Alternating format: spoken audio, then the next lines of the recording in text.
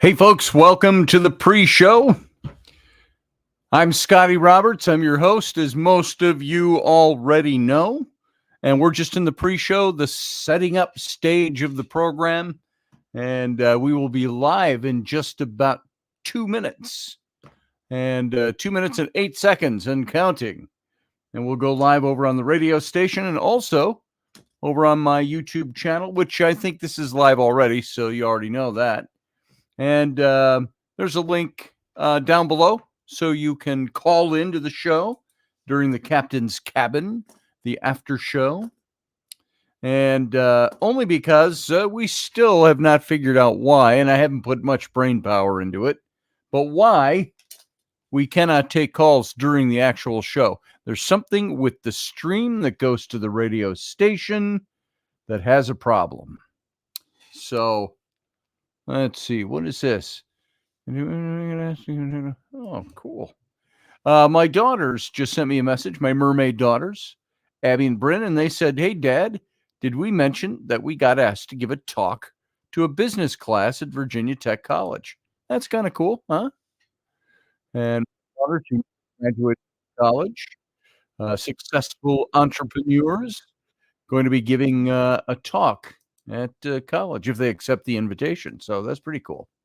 9:02 and 3 seconds, meaning we have less than a minute. We go live over on OdysseyRadio.com. If you want to listen to the show just in its audio format, you can go over to ODYSYRadio.com. And you can hear the show in its audio form. And that's it. So in a few seconds, we're going to go dark, but we're not going away. We'll be back in a few seconds with the opening of the show. So everybody, you all sit tight. And yeah, we're just about ready to roll it out here. So everybody, 19 seconds. And we go live on the radio. On the radio. Oh. Can't sing that.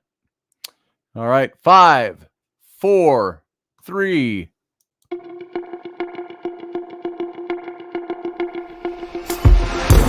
Intrepid radio program with Scotty Roberts. Intelligent talk.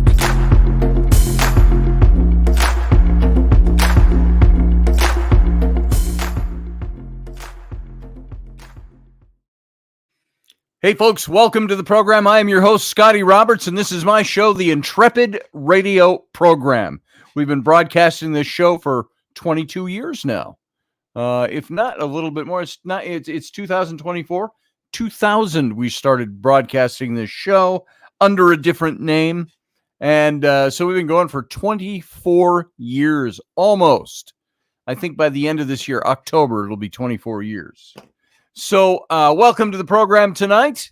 You can listen to the audio version over on the radio station, where many of you are right now. And that's over at Odyssey Radio, ODYSY radio.com. And you can hear the audio version and catch the archives and they repeat this show, I believe, tomorrow. I've got to double check that. But any of you that are just listening to the audio, you can come over to the YouTube channel or the Facebook channel or the X channel or some of the other places where the show broadcasts. And you can see the video simulcast of this show. Now, there's no great shakes about the video broadcast other than you get to see my face, and that's about it. But the best part is the chat room. You can come over to the chat room on the YouTube channel, youtube.com/Scotty Roberts. And you can join the other Intrepids who are already gathering over there in the chat room. Greetings, Susie Q over there, and Randall Flagg. And Mechanics, good to see you all. They're the only three I see, but there's a lot more people by the numbers that are here, just not showing their face in the chat room. Come on over. Reveal yourself. Show us. Are you live? Are you here? Can you give us your name? Join us. So here we are tonight. We're going to talk a little bit about religion. And we started this on Monday. And I want to talk a little bit tonight as we get into it about the whole issue of religion. And well, you can see by the banner right here in the channel that's up right now. It's the psychological potency of religion, and it's really kind of it's religious rationale that we're talking about. And why I'm bringing this up is because all these things that we believe, we can operate our lives by simply going by what we see and we hear and science and so on and things like that. And we say, well, I'm an adherent to science, not to religion, not to spirituality, or I am spiritual, I'm not religious. And I don't necessarily like religion either.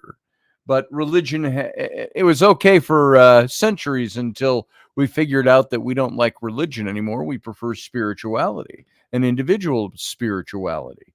So I want to look at religion and why the trappings of religion and our ritualistic trappings, how ritual seems to be the thing that pushes us into wanting to break away from religion. And I want to start looking into this whole psychology of the potency of ritualized behavior that comes out of religion, and start thinking about that for a second. We can say, I go to the corner bar every Tuesday night religiously. Now, that's not a religion. So religion has a meaning, obviously. So think of things that you do religiously, and then think of the things that you do religiously that connect with your spirituality. And do you find that you have to put them in the scales against each other? Are they opposing each other? Does ritual and religion oppose each other naturally? Can you have a religion of spirituality? Can you have a spirituality without religion? So basically what I'm doing is I'm talking about organized religion as opposed to spirituality as opposed to organized religion. So start thinking about that as we start to ease our way into the topic tonight. And there's a lot of things I'd love to talk about. There are things in current events, and of course, current events revolve around politics. There's a lot of other things going on in the world than just our little focus on this particular show tonight. But maybe the way we approach our spirituality and the way we approach our religion greatly affects the way we interact with our politics or interact with world events. Let me ask you, how do you see world events right now? You, the listener, you guys in the chat room, because you can type and I can see it. Those of you out there that are just listening, how is what is happening in the current election? How are you dealing with that? I see a lot of people that say, I got into some conversations yesterday with a good friend who put up a post that he's very anti-Trump. And he put up a post and everybody was agreeing with him. And I said, I'm only coming in and talking because everybody's agreeing with you. I want to give you a little different point of view. And I may have mentioned this. Now, this was yesterday, so I don't think I mentioned it in this show. But he was talking about the military and how he put up a meme saying that Trump has spent 0 days visiting the military overseas, and that he golfs more than he never supported the military. And I said, oh, I think this meme is somebody's misleading you, brother. I said, because Trump vociferously supported the military. And I said, I know of 2 instances where he traveled overseas to visit the military. Once in Afghanistan and once in, can't remember where, off the top of my head, was it Iraq?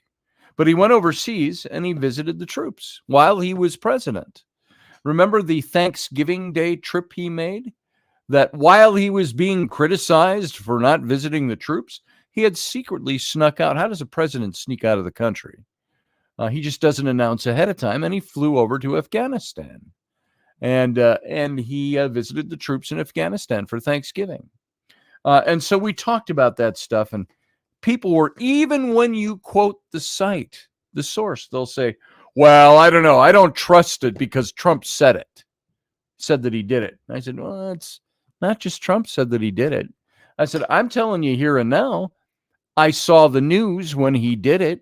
Well, you're a supporter of his. I don't know if I can trust that. I'm like, whatever. Okay. You can take the fact checking a little bit too far.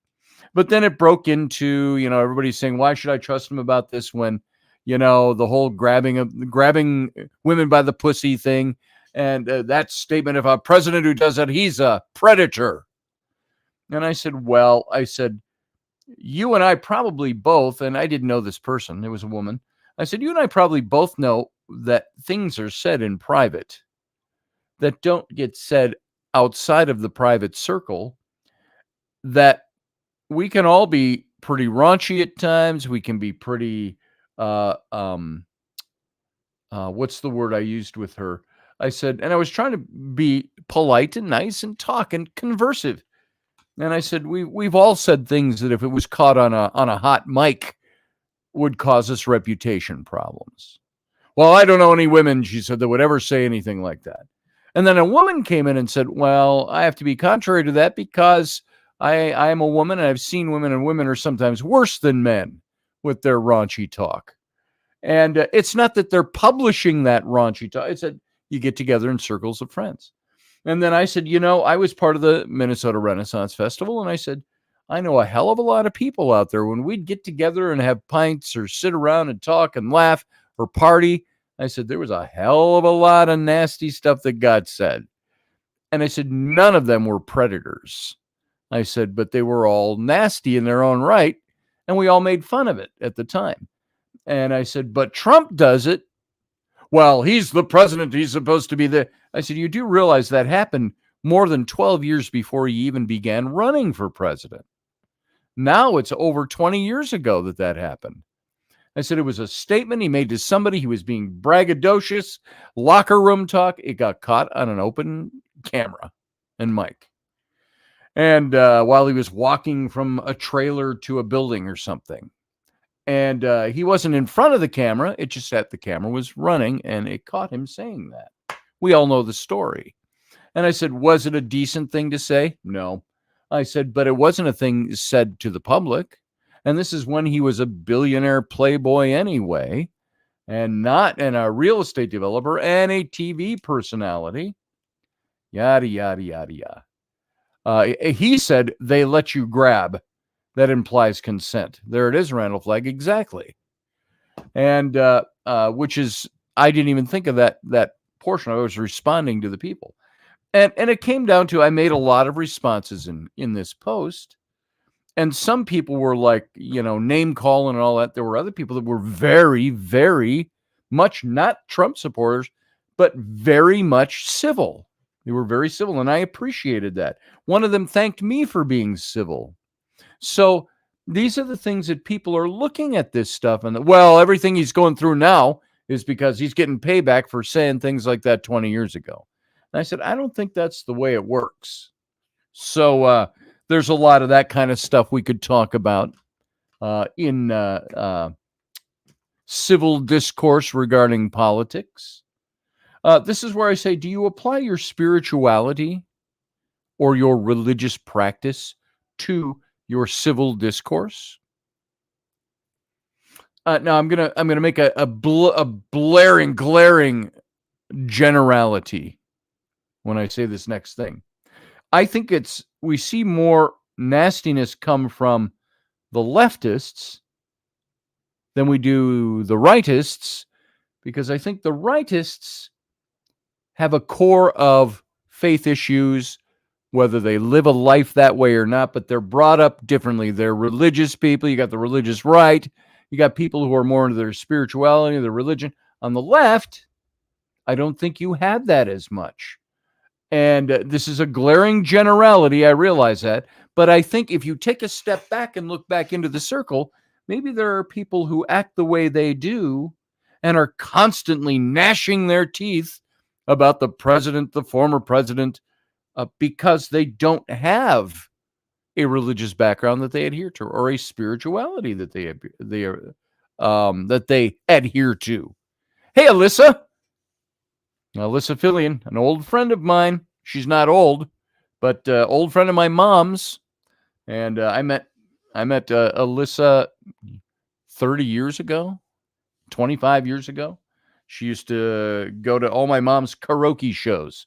That was my mom's business. And so I knew, and she lived at my mom's house for quite a while, and in the apartment downstairs. So I've known Alyssa for a long time, as young as she is.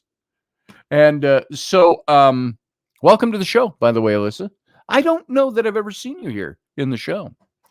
So everybody over in the chat room, give her a welcome. Those of you who are listening, there's thousands of you. You're not in the chat room. There's only about 15 of you in the chat room. Come on over. Join the group. Make your face be known.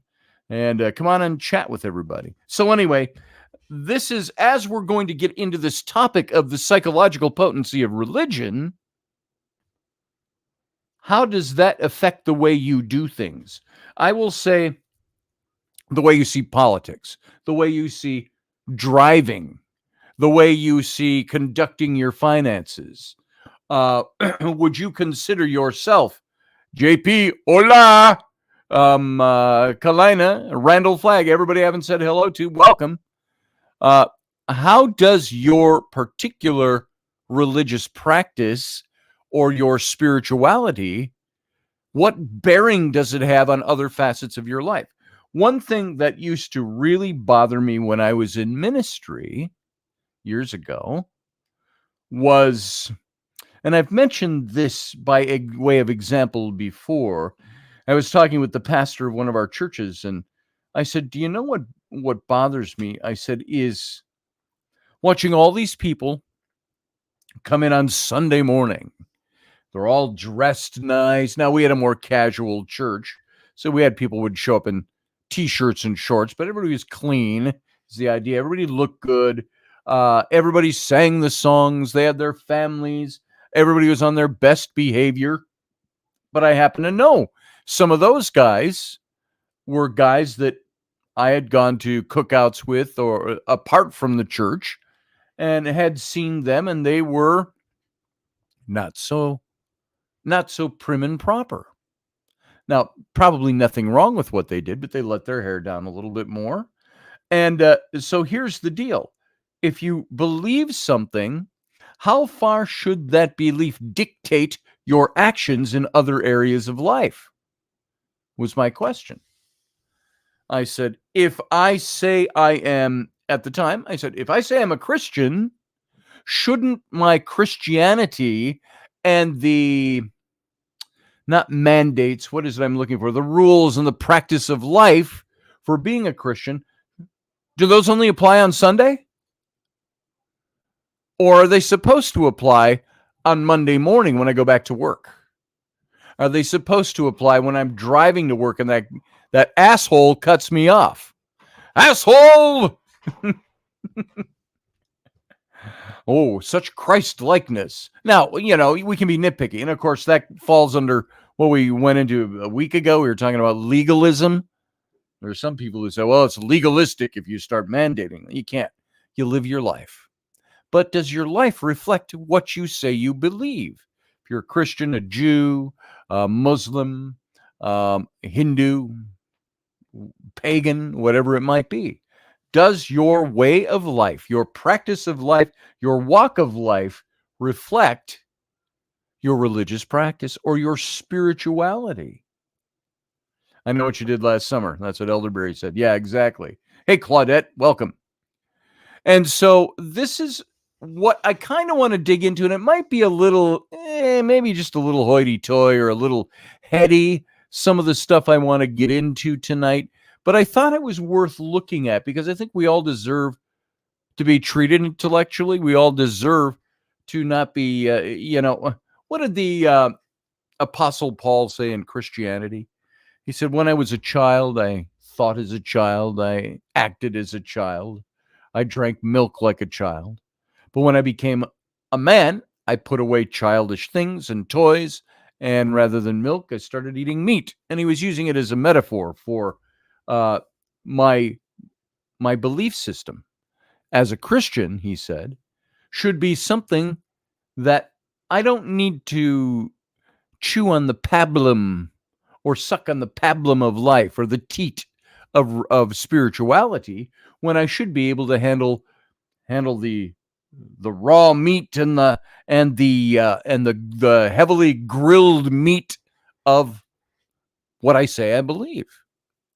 Cut into those chunks, red, bloody, juicy chunks of spirituality. So that's why I want to bring some of this stuff up. Let's get a little heady if we want to. So there's a power of ritual. There are personal rituals that can enhance your life. This is kind of the lighter side of it. How many of us deal with ritual? I have ritual. If your ritual is anything akin to mine, I can get up in the morning. I can rub my face because I'm like, oh my God, I can't believe I didn't sleep that long last night.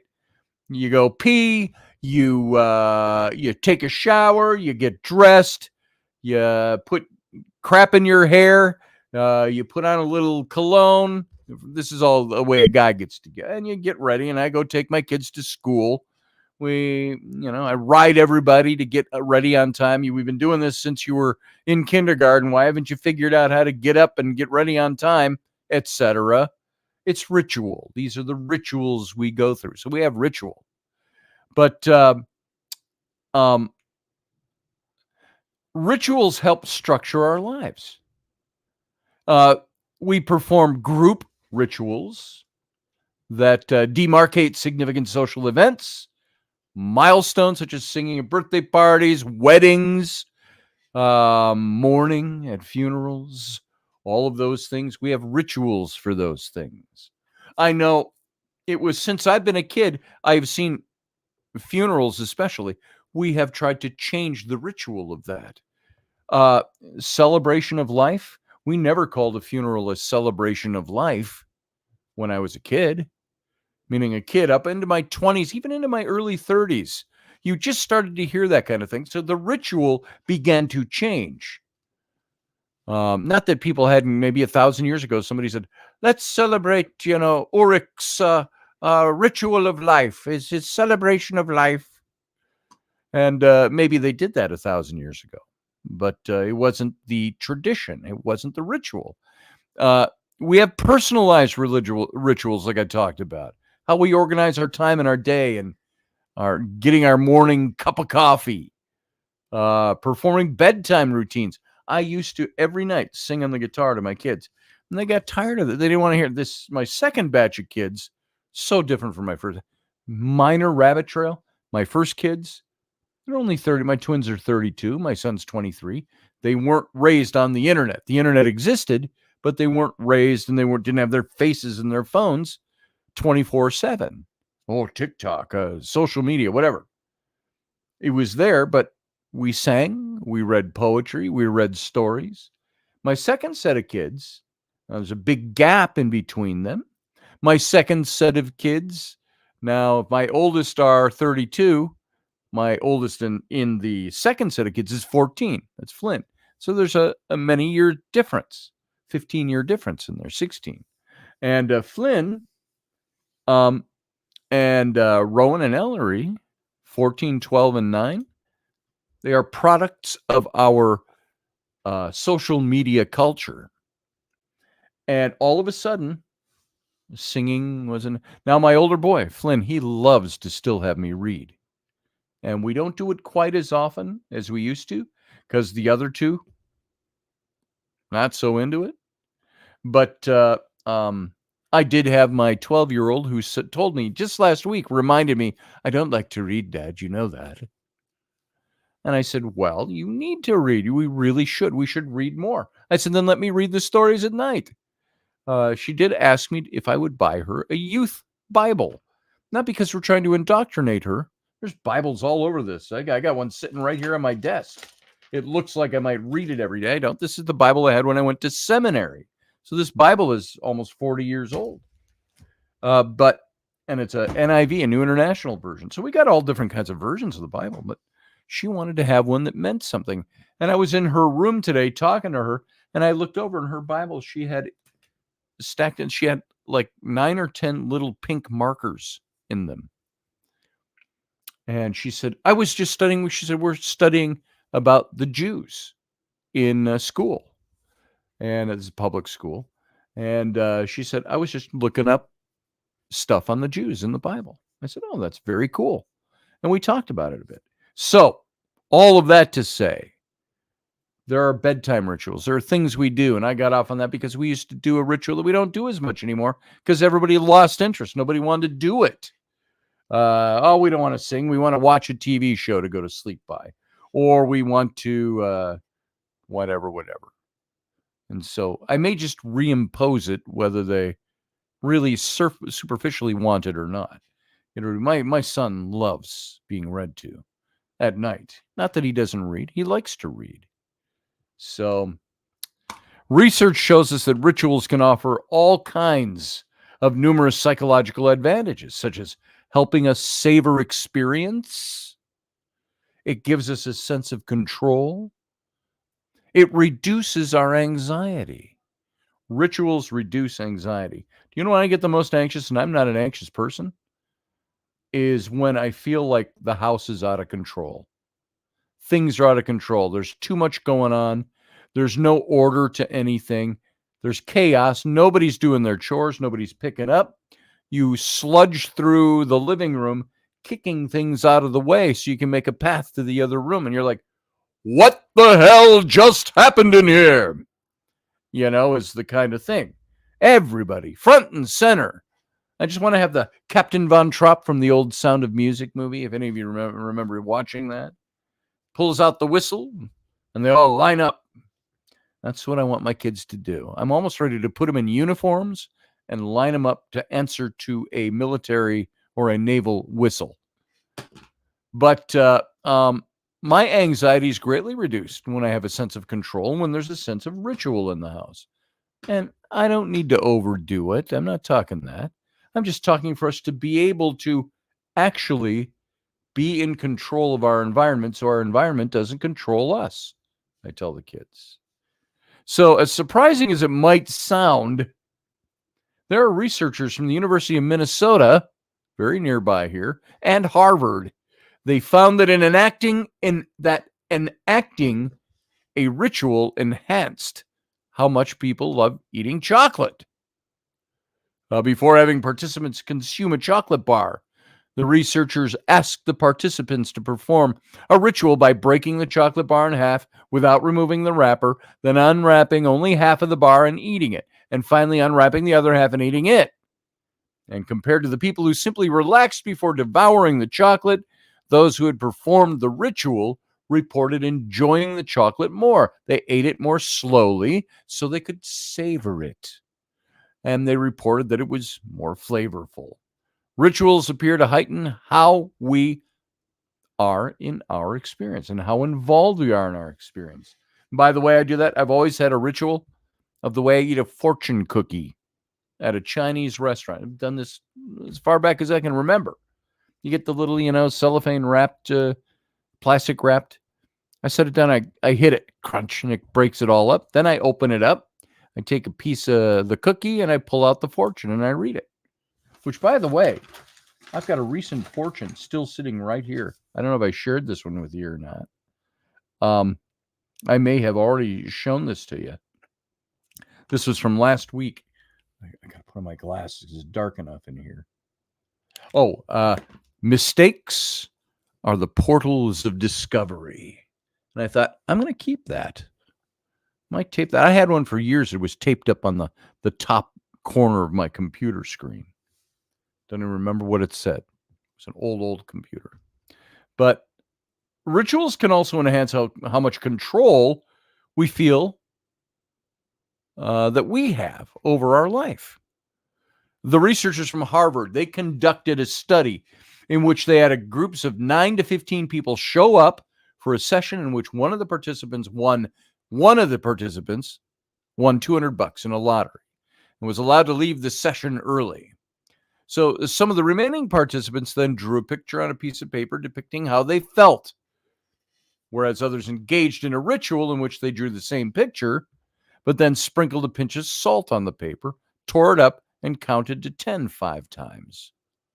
When all of the participants subsequently completed a scale assessing how much control they were experiencing, those who had performed the ritual reported a heightened sense of perceived control. And so, interestingly, the results were not affected by whether or not people believe that rituals are effective in influencing how people feel. Those who didn't believe that rituals worked were influenced by the ritual just as much as those who believed that they were truly effective. You know, there's a ritual that I did, and I was taught this by some pagan Wiccan friends of mine. I think it's not as unfamiliar to most of you listening as it was to me at the time 18 years ago. It was just before I met Rainey. And there were bad things happening. I had bad stuff going on in my life. I'd gone through a bad breakup, all of the crap that everybody goes through.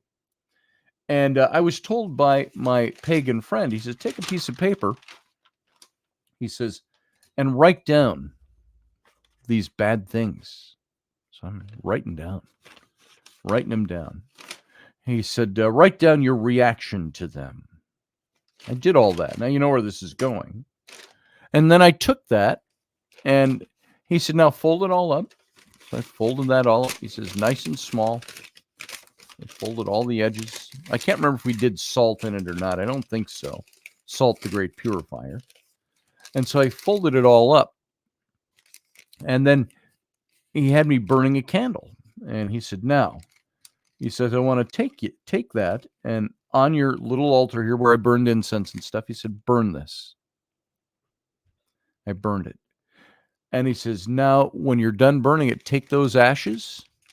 He says, take it out in the backyard and blow it to the wind. And if it's not windy, just spread it around through the air. And he says, let it go.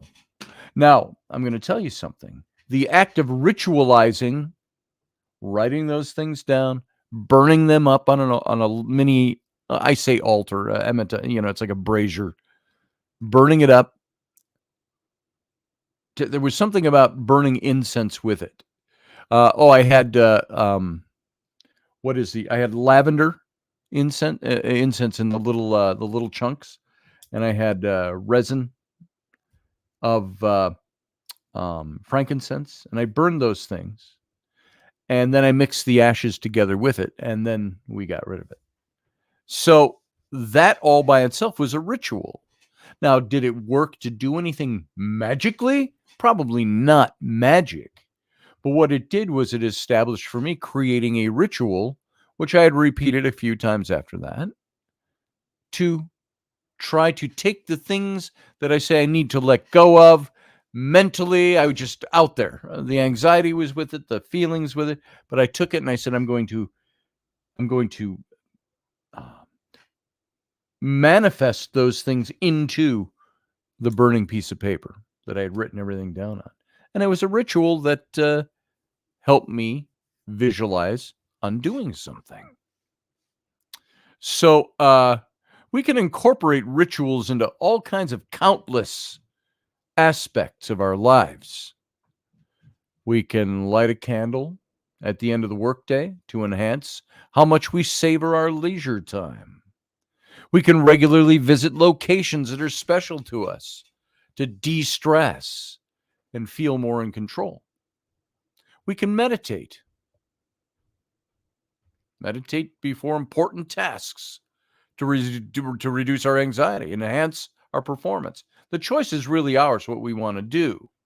So research suggests that involving ritual or introducing ritual into your life can be a valuable part of effective living. So let me ask you guys. We got a chat room here. When we open it up for calls in the captain's cabin, you can call me and we can talk about it. Do you have rituals that you engage in that help you get through certain things? I am looking See if there's anybody commenting on that. Nope, not necessarily. So you're all talking about these things. Somebody mentioned fortune cookies and all of that. So yeah, that's there. Let me take this down, by the way. And it's here. We'll throw this up. It's not a ritual, but there it is. There's my banners for the show. So my ritual should be, not going more than 5 minutes into the show and taking down the graphic and putting up the my proscenium arch. But I have not ritualized it yet. So what do you do for ritual? What are do you think that ritual gives you power over something?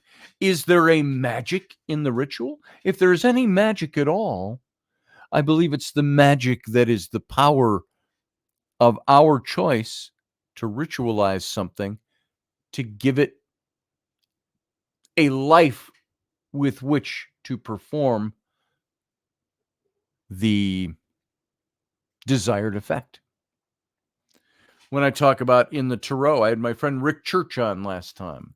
Rick, Born Flippy was his moniker. He had the magician card. We talked about that. The magician card shows all these things floating in the air around him in the tarot. And that as the magician or the mage, if you take that on, you have the ability to look at all the things that are going around you. You pick and choose them, and all the things around you to create the magic, to manifest or create the spell, so to speak, that manifests the magic you want. Ritualistic. So what are your rituals like? What do you do that's ritualistic? And do you have any rituals that help you engage in certain things in your life? It's the big question. So let's dig a little bit deeper. Let's look at something. I wanted to talk about the psychological potency of ritualized behavior. What is the stuff that goes on psychologically? How potent is that? How strong is that? What is that metaphoric chemical or magic that is working with our ritualized behavior? So rituals elicit intuitions about their causal effectiveness. Catch that? Rituals elicit intuition about their causal effectiveness. We have an intuition about what the effect is going to be, what the cause and effect will be by incorporating a ritual. When stressed or anxious, people are inclined to perform ritualized behaviors. Many times for people, and how I am seeing this as part of our religion and our spirituality, is that we have rituals that we perform when we go to church. We want to go, it might be you want to go sing and hear the songs. You want to hear the pastor speak or preach. You want to, if you're Catholic, you want to do the confession thing. You want to do the prayers. And we have feelings that these rituals, sometimes we don't even know what they mean personally, or we're not engaged in them personally on a deeply personal level. Sometimes we may not even believe in the full efficacy of what we're doing, but it's the ritual that puts us at ease. You realize there are some people that, I don't know what I believe, but I go to church every Sunday. Why do they go to church every Sunday? They believe the ritual is something that will save their soul or ease their soul. You're welcome, Alyssa. Keep listening. There's a whole lot more to this. Rituals. Good breakfast with coffee, says Mechanics. That works. Yeah, I got to have coffee every morning. I don't speak English before I have coffee. Barely. And by the way, speaking of getting up tomorrow, I can't have coffee tomorrow. Tomorrow I get the other eye done. So I have to be at the clinic at 6 a.m. tomorrow, bright and early. And by 7 p.m., I'll be in the car on my way home already. Get the second eye done, the cataract. So it'll be interesting to see what life is like and my vision is like in a couple of weeks when that all heals up and everything is all healed and I've got both my new eyes. How many fingers am I holding up? You're Batman, aren't you? Just reminds me of an old ad. Football player gets knocked silly. And the coaches, he goes, He goes, how many fingers am I holding up? And he's laying there and he goes, 2. And he goes, what's your name? He goes, Batman. So there you go, JP. Wait, you should have saved that for tomorrow. Maybe. So if it goes as well tomorrow as it did 2 weeks ago, the only thing that I felt that was different, well, right away, my eye was a little clearer, but it was gooey, and it was, of course, dilated for 36 hours. So it was like zombie. And Rainey looked at me. She got creeped out with my big black eye, black pupil. And but I could function right away. Just put on a pair of glasses and sunglasses and go. The only thing that held me up was I felt a little woozy from the very light anesthetic they used. So anyway, that's tomorrow. But when we're stressed or anxious, we're inclined to perform ritualized behavior. Cultural materials, including systems of religious belief, they often certify rituals that their causal effectiveness. It certifies rituals, apostrophe S, the rituals' causal effectiveness. And ritualized behaviors elicit intuitions about their causal potency, independently of cultural support. So now maybe for some people, man, that's some mighty big words. Sorry, I don't know why I lapse Appalachian when I want to go dumb. Sorry, Appalachia.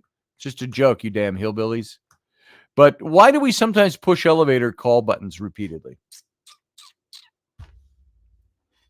When we're waiting in a tall building for an elevator to arrive, for which the illumination of the call button that you push indicates that your request is registered, have you sometimes returned to the control panel and pushed that button again? It's not getting here fast enough. God damn it. Push it again and again, and sometimes again and yet again. And it's still lit up.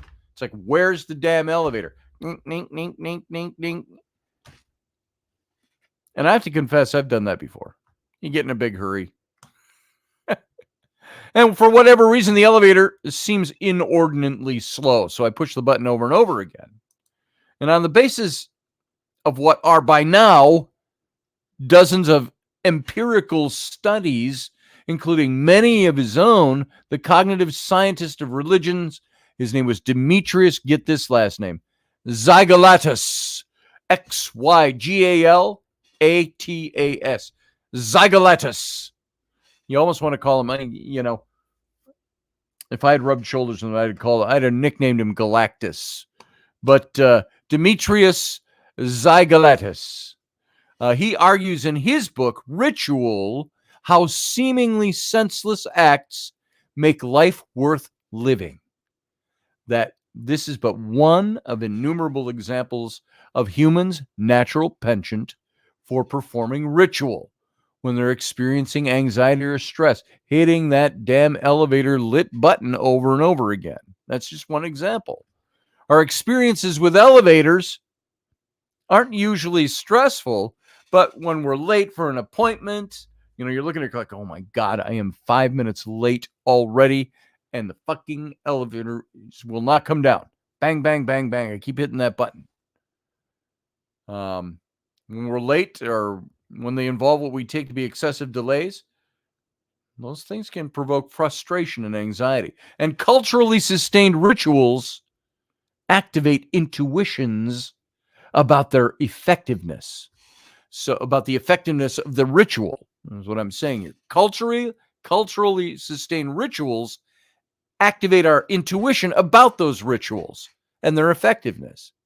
When we feel anxious and we sense diminished control over our events, in response to these circumstances, humans tend to exhibit these ritualized, in other words, non-instrumental, causally opaque behaviors from repeatedly pushing already activated call buttons for elevators to performing rain dances. Xygalatas suggests that ritualization appears to trigger intuitive biases that are related to causal reasoning. And he cites experimental research by Christine Laguerre and Andre Souza, all from all these studies, indicating that rituals, repetition, and redundancy, and people's greater uncertainty about a situation both increase people's confidence in rituals and their causal potency. Can rituals cause causal potency, meaning can they create something that's worthwhile? That experimental, all of this experimental ritual repetition and redundancy and our greater uncertainty coupled together seem to increase our confidence in the ritual's capability to make anything happen better. I'm raging against elevators. Damn elevator. So why do people have such intuitions? Cultural materials warrant many rituals and their efficacy. Recall that in 2009, out of an abundance of legal caution, Obama, the president, took his oath of office a second time in the map room of the White House in front of a small group of reporters and staff. At Obama's swearing in during his inauguration on the previous day, Chief Justice Roberts had misplaced the adverb faithfully. Forgot it when administering the oath to Obama, resulting crucially in wording that wasn't word for word identical to the presidential oath specified in the United States Constitution. So what did he do? The next day, he re-swore Obama in the war room, different place, to make sure they got the ritual correct. Nothing wrong with that. Religious rituals are probably the best illustrations. They're linked with presumptions about the gods or God and their expectations, their instructions for carrying out our rituals. And those rituals, those rituals connections to superhuman agents, rituals again with an apostrophe S. It's a weird word to have as a possessive word, but the rituals, their connections to superhuman agents, in effect, certify them as effective for people that believe that those rituals are connected to those things. So what are intuitions about ritual causal capacities? Are such cultural connections necessary? Again, Zygalatus. Galactus, we shall call him. We shall call you Galactus. And his colleagues wondered whether ritualized behaviors would still elicit intuitions about their causal import, unaided by such cultural support. Blah, blah, blah, blah, blah, blah, blah. It sounds like a big word salad. But his colleagues and they all wondered whether all these ritualized behaviors that people have would still produce this kind of intuition about them, about their causal importance, unaided by cultural support. Do people show a natural psychological inclination to rituals, the causal power of a ritual? One fascinating experiment that they conducted suggests that we do. Galactus and his colleagues, they had participants watch videos of college basketball players stepping up to the foul line and initiating foul shots. You understand basketball. Somebody fouls you, you sometimes get to free shots at the basket. So crucially, the videos ended before the ball descended toward the hoop. In 10 of the videos, participants saw the players go through various pre-shot rituals, such as bouncing the ball. Boom, boom, boom. You look up. Boom, boom, boom. Boom, boom, boom. You know, you see different guys taking different or kissing the ball. And so in the other 10 videos, participants saw no rituals performed before the shot. The 20 videos, averaging about 5.5 seconds each, were presented in a randomized order to each participant. And participants were asked to predict whether or not the foul shot in each video was successful. In each case, participants were free to watch the video repeatedly before offering their their prognostication about the shot's success. So, participants exhibited a strong bias in favor of the success of the foul shots, in which they had observed, you guessed it, the shooter going through some pre-shot ritual. And they expected those shots to be successful 30% more times or more often than shots for which they had observed no pre-shot ritual. So participants' familiarity with the game or their individual players in the videos had no effect on the bias. Novice fans and players, as determined by a basketball IQ test each participant took, all showed the bias. And so this suggests that although cultural support helps, rituals, simply by virtue of their own form and their own efficacy, elicit intuitions about their causal effectiveness. Boom, boom, boom, and boom. So, how do we bring this down into even a little more valuable understanding of what we're trying to say here? It's that ritual, or having ritual, helps us to form causal, meaning we hear of cause and effect. What does causal mean? I didn't write this down to define it but let's go to the official definition. It means relating to or acting as a cause. So it's a cause of something. So causal means to cause something. It's expressing or indicating cause. So when we look at that word, it's related to the phrase we use of cause and effect. When something is causal, it's something that we are looking at to have a bearing on the outcome of something or a bearing on the production of something. It's causal. That's like saying, I don't know. I'm trying to think of a good example to just make it simpler. But, earthquakes can sometimes be causal of, or earthquakes, tectonic shifts are causal of earthquakes, or earthquakes causal of eruptions, or whatever. Things like that. Was Galactus from X-Men or Silver Surfer? Now, that's a good question. I like the Silver Surfer Galactus. So, personally. Has Silver Surfer ever been brought up in the Marvel movies? I'm just curious. Anybody noticed? Was he ever there? But all of that to say, causal. So, intuition, can that be produced by understanding that there is a cause that is creating an effect? When I wrote all that negative stuff down, put it on a piece of paper, and burned incense, and then while the incense is burning, I take this paper, I fold up all the negative shit, I burn it, and I take all those ashes, the ashes of the paper with the bad stuff written on it that I want to get rid of, and the ashes of the incense, and I put them together, and I spread them on the wind, or bury them. I like the idea of spreading them on the wind. You bury them, you know where they are. They're out there in a hole in the ground. You spread them on the wind, they're gone.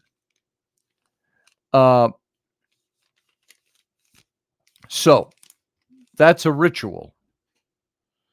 There is a cause that I have. There is some intuition that builds with saying, I am going to alleviate myself of this problem by going through this particular ritual, to burn it away, to send it away. It doesn't mean the memory is erased. It means that I have put some kind of intuitional efficacy in performing the ritual.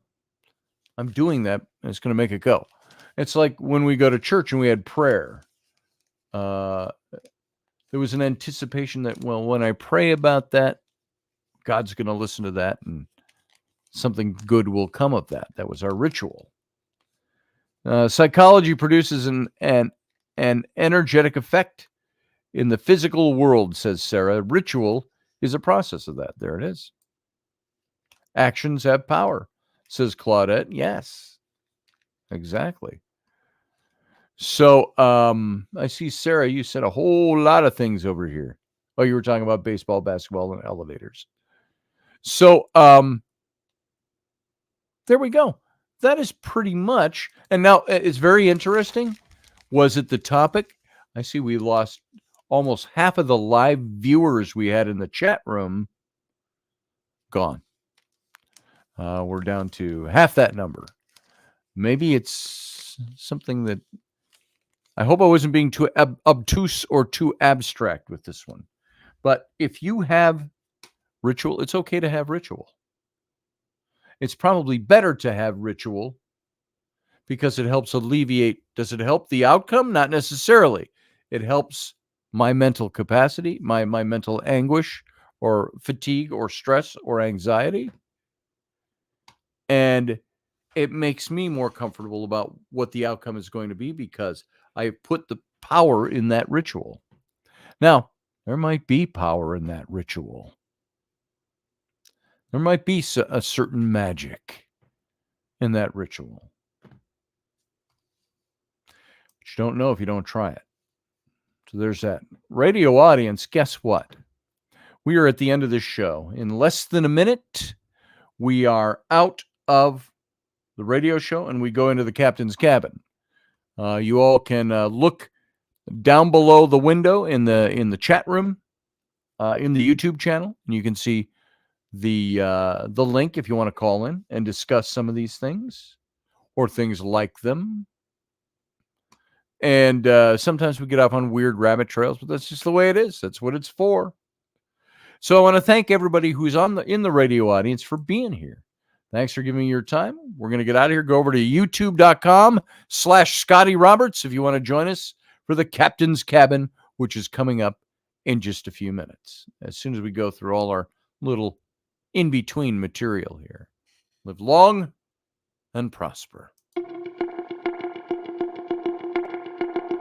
Join us every weeknight at 9 p.m. Central Standard Time, 10 p.m. Eastern. The Intrepid radio program, a Scotty Roberts production.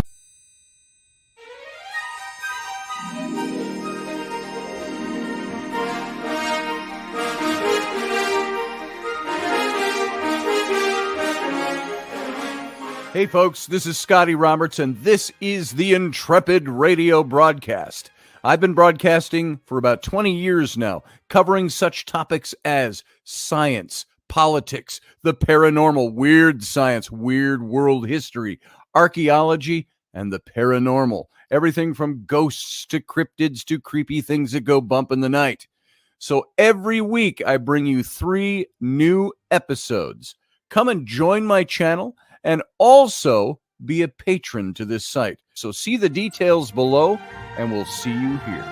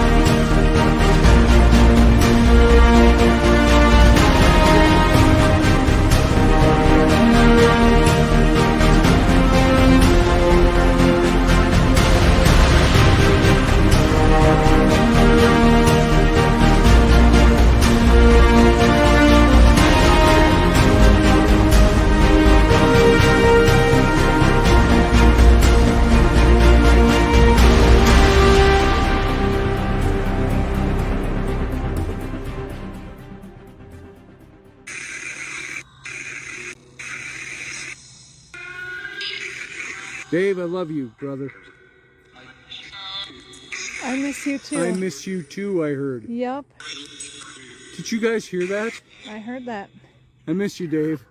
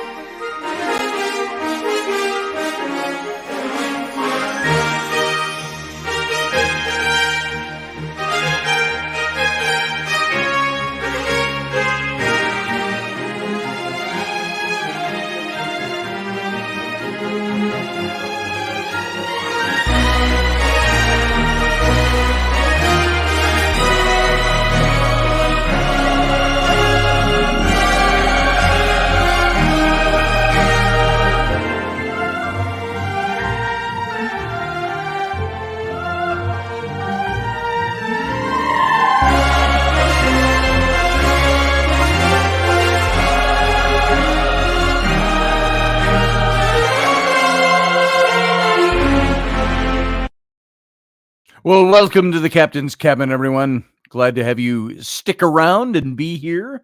All this is the casual after show to the radio show. This is not being broadcast over on the radio station. This is only over on the YouTube channel and some of the various outlets where this show is picked up. So I want to thank, it's over on the Patreon page. It's still playing over there. I wish the Patreon page had a better chat room. I might move the entire kit and caboodle over there rather than camping out in YouTube. But it's such as it is. There it is. By the way, a little business. I'm going to start trying to do some more shorts that I'm going to put up over on my YouTube channel. There's a section at the top of my YouTube channel page. That's youtube.com/Scotty Roberts. Called Inside Scotty's Shorts. And so it's going to be my shorts where we maybe hit something for a minute to 3 or 4 minutes a day. And I say a day, more often than once a year. Let's put it that way. Shorts who have a good view with thousands. Yeah, they do. Field Guy has shorts that he does. Yeah, that's what I want to do. I've got just one up there right now. So I'm going to start trying to do a few more of those. Meaningful little shorts that give a taste for what we do overall over here. So there it is. So you can go over and check that out. If on the YouTube channel you want to subscribe and you're not subscribed, I would love that. You'll know when the show's here. You can hit the little bell and it'll keep you informed. You can also join. That's a little financial commitment. If you like this show enough, you got a few bucks you want to put into it, that's a way to do it. Another way to help support this show is the Patreon site. So you can look at those two methods and see what you want to do. And all those of you who do already, thank you. I appreciate it. We take in with this show, just so you know, we take in enough to probably cover our costs right now. And so I appreciate you all doing that. And that means a lot to me. Now I want to do enough that we can start doing, what are these guys that are doing? They do these paranormal shows, kids, teenagers, college-age kids, paranormal shows. They're raking in millions of viewers. And they're taking their whole crew and taking them to places like Dracula's castle in Transylvania to do a ghost hunt, or touring places in Great Britain. The show doesn't do that. So if you want to help us get there, that's cool. I leave that all in your hands. And I'm going to see what I can do to maybe try to stretch the boundaries of this show again and see if we can find a little more listenership that might help us do some more of those things, if we can make it of interest to you all. That might be what's at the core. So I do the things I like, the things I'm interested in. You know me, I like to talk. I talk about a million different topics. So there you go. Field Guy says, I don't get it. What don't you get, brother? Yeah, they have to be under a minute. Oh, a short has to be under a minute. Yeah, my first short up there, I manually pushed it in there. I had one short up there. Oh yeah, the OnlyFans edition. Oh, the OnlyFans edition. Yeah, I don't have an OnlyFans edition, to be honest. I don't think anybody would pay for that. So sad to say, my beach body could probably be reattained if I wanted to, but it's non-existent right now. My beach body would have Greenpeace coming out to pull me back into the surf. So it's like, no, I'm not dead. He's not dead. I'm not a whale. I'm not a whale. So anyway, if you want to call in. And we'll discuss some things. We can talk about some of the topics of tonight's show, and or other things if you so desire. And what have you been doing today? It is Wednesday.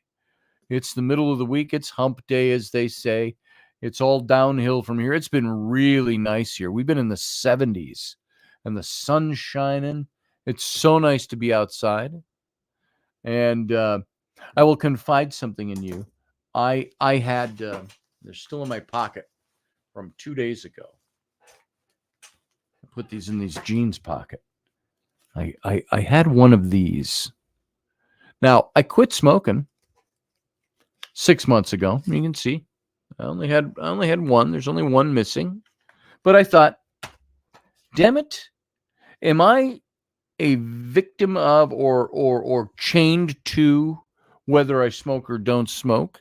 Because I've craved it every now and then. I thought it'd be nice to have a cigarette. So I thought I would have one the other night. I stepped outside because it was so nice, out in the sun. And they're filtered, Kalina. They're 99s. They're the Camel 99s with the filter in them. Here, hold on. Let's pull one out. There you go. I like the 99. You can see it's got the filter right there. But I lit that up because I always like to smoke. Now, so if I total them all up, I've had about a cigarette and a half in 6 months. Did I have one the other day? Was I worried that I was going to start? Oh, I'm going to launch into the habit again. I wasn't really worried because I thought I don't crave getting back into smoking, but every now and then I think I wouldn't mind one. Every now and then I'd love to light up my pipe and smoke my pipe and things like that. So I thought if I can do that in it's ritualization. Exactly. Sarah, yes, ritualization. And so I enjoyed going out, lighting the cigarette. Today, Rainey and I were at the store, and I saw we were at the big hardware store, not Home Depot, Lowe's. We went to Lowe's and had to pick up some paint. And I saw on their clearance rack, they had old Zippo lighters, the old silver chink, old Zippo lighters for $9.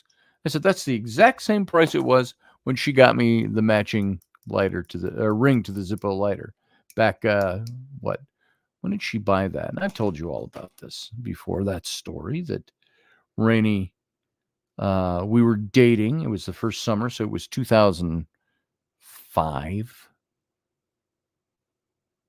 Or was it the next year? I remember it was really hot outside. We started dating in August of the year.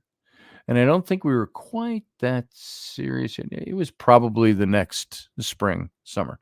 But so this would have been 2006 at the latest that she bought me this particular ring.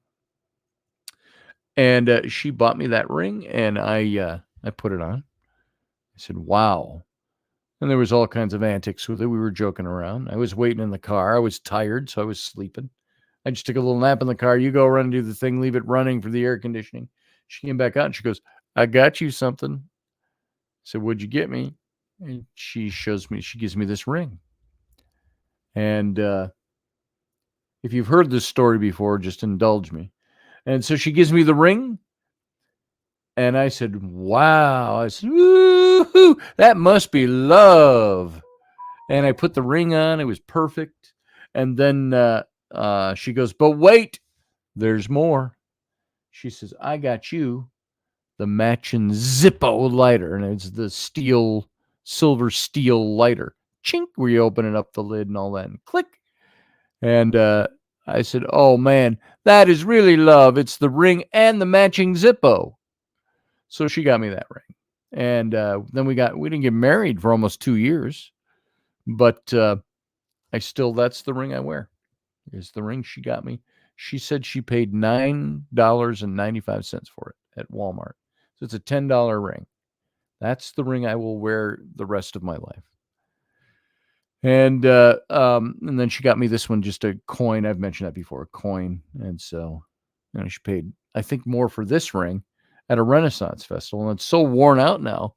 It's about 7 years ago. It was a coin, an old dollar coin that she had smashed into a ring.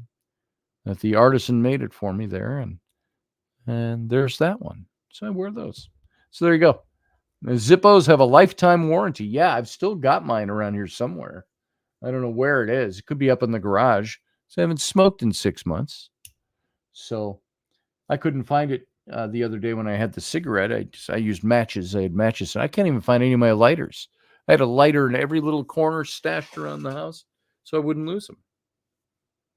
Don't know where they are. And so, anyway, that's a new twist on my day. Here's Sarah. Hey, Sarah. Hey, Scotty. How you doing? Just fulfilling the ritual. Coming in during Kevin. Mm-hmm. So what's on your mind tonight? So I was just thinking about the topic and, ritualization. It's pretty much not just psychologically ingrained, but also culturally, because either you have different areas like ritualizations turn into traditions, like within a family or within a culture. And then also in some ways they can turn into superstitions, some of these rituals that we currently practice now, we've sort of lost that to history and why we do the things we do. And then, that also gives cause for reexamination. Yes.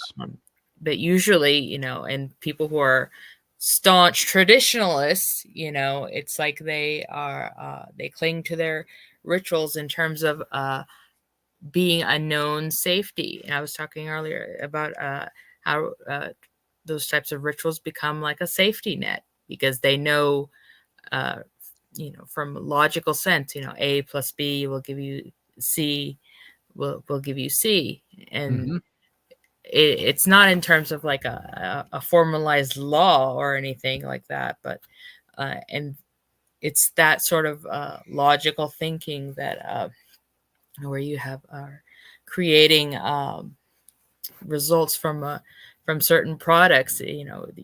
It's how we build other constructs, and also how we grow and move forward in our life. I mean, logic is basically how science got started up. So it's pretty much ingrained in perspective of how we interpret our world. Yes. And and it's not just so, well, it's all psychological, but it doesn't always have to seem so deep, because a good, I think, illustration of ritual are the physical things that we do that we don't realize we have ritual to them, or belief system or spirituality. It's the ritual of the way we wash dishes, or the ritual of the way we flush a toilet, or the way we fold a towel. But I all mean, of those things. Yeah. I think. Go ahead. No, I was saying that there's a difference between being ritual and being habitual. Oh, yes. Yeah. Definitely. As far as, I'm not sure how, I haven't thought about it enough on how I define What's the difference between habit and ritual? Right. Is, we all have habits. We have bad habits. We have good habits. Ritual is something I think, and you probably just said this, that we put a little bit of initiative into thinking about. We do things for a purpose. I'm not in the habit of writing down and burning incense and burning the bad things in my life and blowing them on the wind. That's not a habit. That's a ritual. What am I in the habit of doing?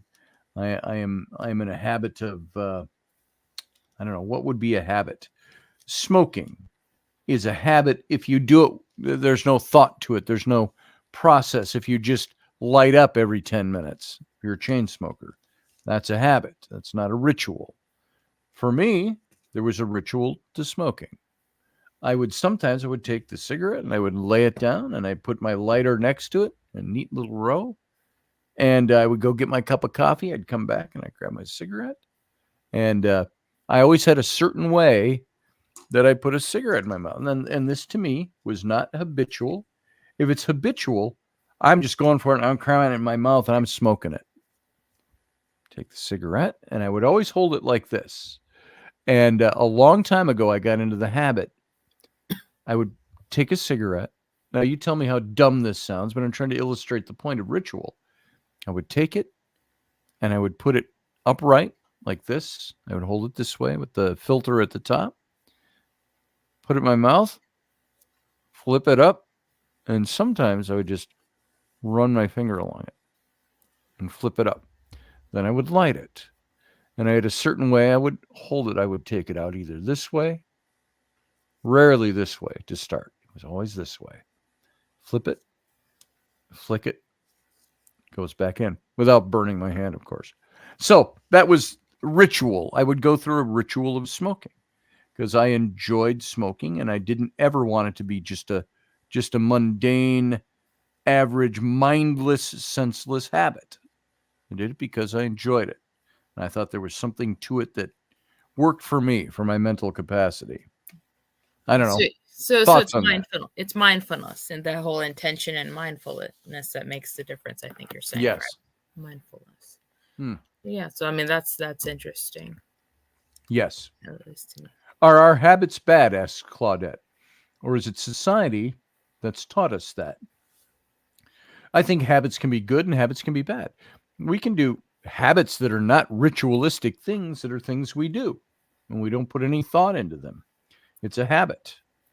Well, I mean, with everything that we do or not do, it's cause and effect. What type of effect are we getting there? And what effect does it have on our physical self, mental self, all that sort of thing? So, I mean, as in terms of good and bad, then, the good and bad is always subjective to the person. So, I mean, as far as the smoking, is it harmful to your health? That would be considered a bad habit, right? Yep. Or,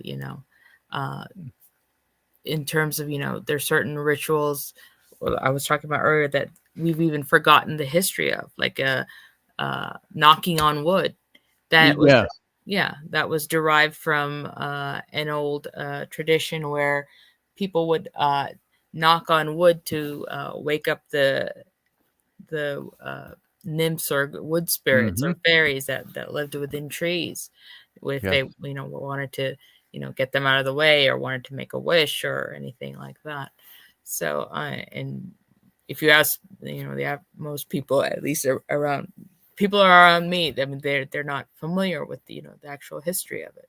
That was sort of semi lost to time, unless you're actually take the effort to dig deep into what we do. But I mean, it's so ingrained, that we don't realize where we're coming from and where we're going, and how habits, how our habits form future rituals, like the traditions that you form within a family. What do you do at certain times of the year during holidays, or all that, or even day-to-day stuff? Is it ritual or habit to get up and brush your teeth in the morning? Right. Well, and is it ritual? I don't know. Is it a habit to get up and brush my teeth? Yeah. I think ritual has a bit of structure to it. I mean, ritual would be like what? Like you would brush the upper upper side first or left Right. side, right side. I mean, you're putting thought into it. The act of brushing your teeth could be the habit. Yeah. The way you brush your teeth might be the ritual. Pardon me. I got a scratch and a part of my back I can't reach. I hate those. So, yeah, there's that. So, I don't know. I think I'm not going to spend much time in the captain's cabin tonight. We're going to go a little, very much shorter than usual. But I think the conversation that you brought up is very accurate to the point I was trying to make, is that we, and it's nice to think about it. I think it's good to think about it. Do we have rituals that help us to achieve a washing of the anxiety or the stress or the negative side of things in life? We attribute ritual to things. Well, I mean, it certainly creates a sense of security. It's that sense of, people find that, even religious ritual, like if you look at the Catholic faith, that's, heavily steeped in their ritual. Like if you're going to, they do the Eucharist, they have confession, that they. Right. That religious ritual. Right. So, for them, it makes them feel better, like they're, leaving their sins to God, as far as, how that faith goes. But yeah. So, I mean, that's where you get to the, the whole psychological potency of it. Yes. But the psychological potency of it all. Right. Because then, it's not just what we are in the physical world. It's a mind, body, and spirit. And all of it is intertwined, and each has its own dimension, because we are in ourselves an interdimensional being, even though we talk about other types of course our way through more than one dimension. Yeah. So, well, I think on that note we're going to leave it. I actually there's no need that I have to go early tonight. I've just noticed that we have gone down to so few people tuning in right now that at this hour today. Strange on a Wednesday. I'm your habitual room killer. Oh, there it is. No, you're not a room killer. We've had a lot of people in here when you've been in here. Yeah. So, but I think we're going to go ahead and wrap it for tonight. Are you going to hold Friday as a St. Patty's Day? I think so. I've got Sam who wants to come over and join me. Oh, that'll be great. And I got to see if he can do it Friday night, because we talked about it being on Sunday. And I said, well, I don't have a show on Sunday. Let's see what we can do. So we might shoot for Friday night. Yeah, get the boys together and break out the alcohol. So. That's right. That's right. And would it be Irish for the day? So, yeah, I think we're going to shoot for that for Friday. So, thanks for being here, Sarah. Thanks for joining me. Appreciate it. Okay. Oh, there you are. Yeah. Yep. Because I'm gonna end it. I'm gonna end the show tonight. So I will see you next time. Sure. Oh, and by the way, for everybody, Robertson, we moved it from Tuesday this week to tomorrow. It'll be tomorrow at 4. So the only way it won't be is if I just fall asleep from the anesthetic, from getting my eye worked out. So we'll see how tomorrow goes. I think it should be just fine. It was last time. Hopefully you won't have to cancel Friday if your eyes are. I shouldn't have to, after that last time, initial day, you got the whole day, and I just slept off and on because I had anesthetic, but usually I was fine the next day. So you'll have your super eyes in. So. I have my super eyes going, and we'll see how it goes, how everything adjusts. All right. Good night, Sarah. All right. Take care, Scotty. Everybody else, thanks for being here. Thank you for giving me your time. It means a lot to me that you came in here. And we're going to get out of here for right now. So you all will see you here Friday, same time. And probably more than likely tomorrow for Robertson at 4 in the afternoon, Central, 5 p.m. Eastern. So we'll see you then. So everybody, you have a good night. Thanks for joining me. Live long and prosper.